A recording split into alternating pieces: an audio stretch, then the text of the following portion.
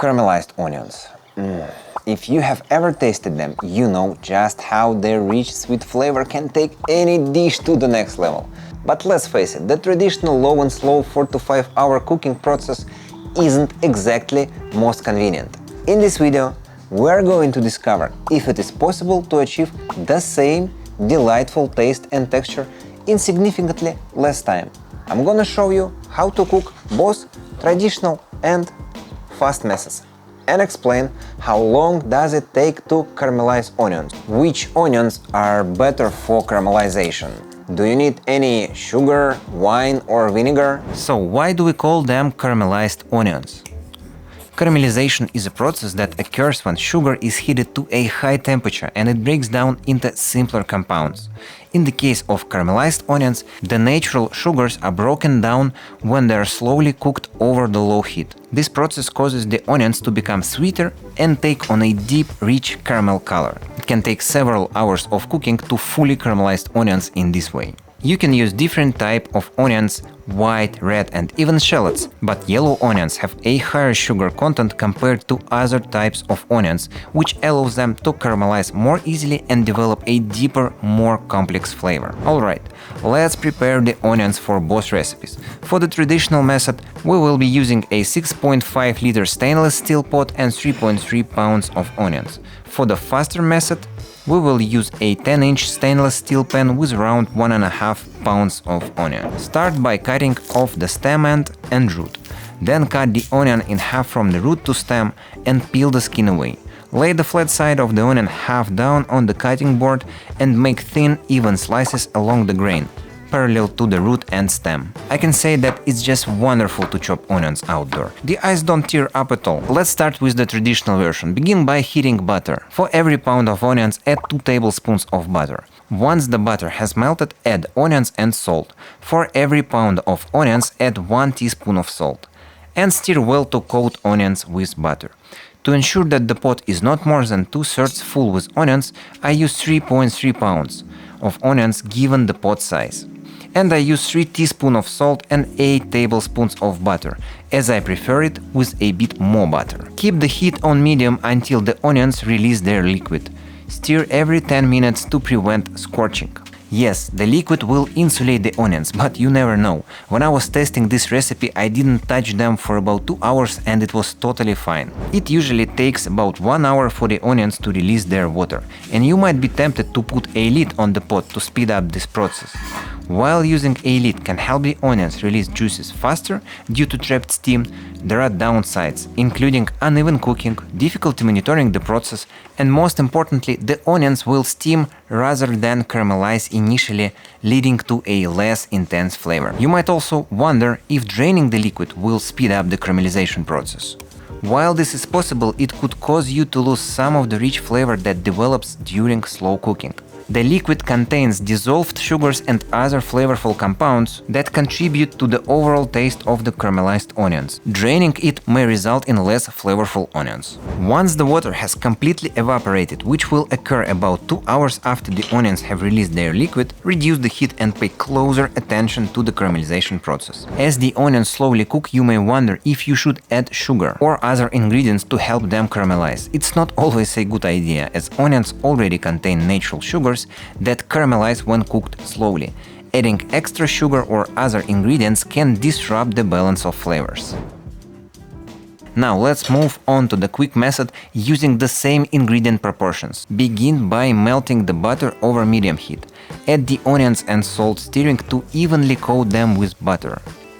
To ensure that the pan is not overcrowded, I use around 1.5 pounds of onions, 3 tablespoons of butter and 2 teaspoons of salt. It is essential not to overcrowd the pan while cooking the faster version. Overcrowding can cause the onions to release moisture and steam rather than browning.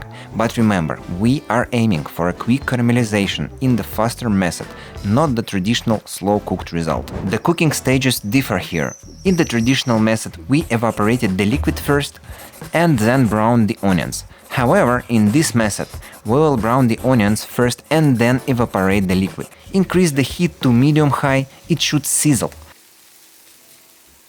Allow the onions to sit for 2-3 minutes before stirring, letting them start to brown. Once you see browning, stir and scrape any brown bits from the pan's bottom. Repeat this every 2-3 minutes and be careful not to let the fond burn. If needed, reduce the heat. The browning process should take around 15 to 20 minutes. Okay, back to traditional version. As you near the end, closely monitor the onions and scrape up any brown bits from the bottom of the pan. These bits are the natural sugar caramelizing and can burn quickly if not carefully watched. It can be disheartening to spend 4 hours cooking only to ruin the onions at the end.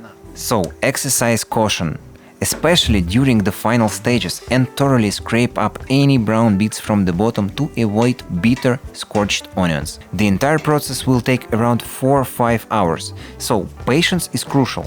Once the onions have reached a rich brown color and jam-like consistency, your traditional caramelized onions are complete.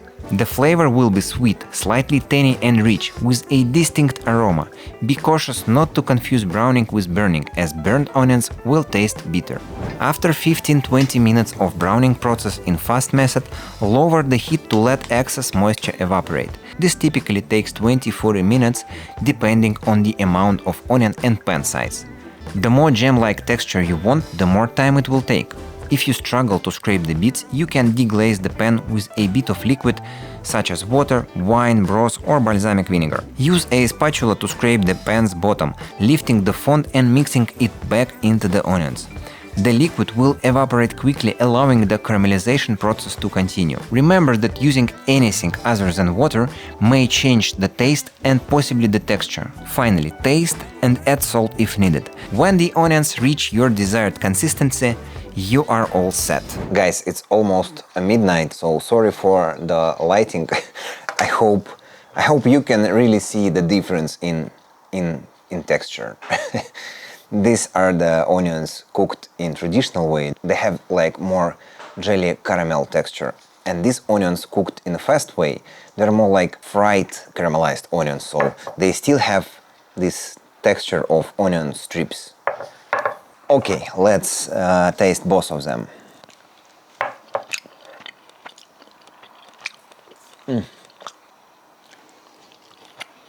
Okay, so the quick onions are pretty sweet, but not quite as mind-blowing as the classic ones. Slow-cooked version is really like a sweet caramel jam. Both are yummy, but gotta admit, the classic caramelized onions get my vote. Now, I want to check if it makes any difference when onions are incorporated into a dish. I have quickly prepared 2 grilled cheese sandwiches with both onion variations. The rich, sweet taste and jammy texture of the onions blends perfectly with the gooey cheese and crispy bread. Traditional onions are unbeatable. You can add caramelized onions to your burgers, sandwiches, steaks or other dishes and enjoy their unique flavors. They pair perfectly with mouth-watering reversed sear and smoked tri-tip. But that's a video for another time, unless you've got time right now. Because you can watch right here how to cook the best tri-tip you have ever tasted. Peace.